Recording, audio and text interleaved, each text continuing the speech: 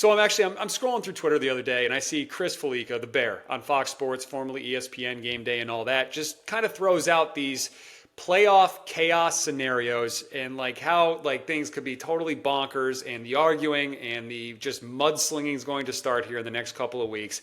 But with the first playoff committee rankings coming out on Tuesday night at 8 o'clock, let's just kind of like let's brainstorm a little bit, John. Like, how can this thing just go totally nuts over the next month? And there's one that the Bear puts out that I just absolutely love for a number of reasons. And it's the ACC getting 3 teams in the playoffs, which just sounds berserk, but it very well could happen. Bear lays it out at his Twitter, at Chris Felica. Miami wins out, but they don't go to Charlotte for the ACC championship game.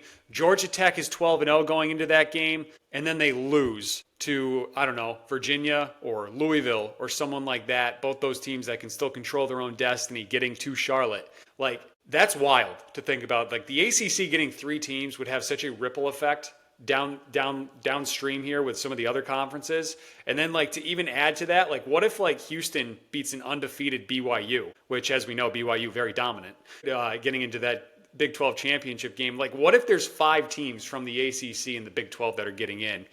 Like for me as a Notre Dame fan, I think that means the Irish are out. And then the SEC and the Big 10 are just like left with only throwing up, well, not as many teams as they were expecting. Right, exactly. So like with the way that it's so funny the way that we talk about multi bids from the Big 12 and the ACC, where there are right now like 4 potential playoff teams from the ACC, and the very real possibility of Miami not even playing for the ACC championship game, being 11-1, left out, and then there's still the possibility of them losing.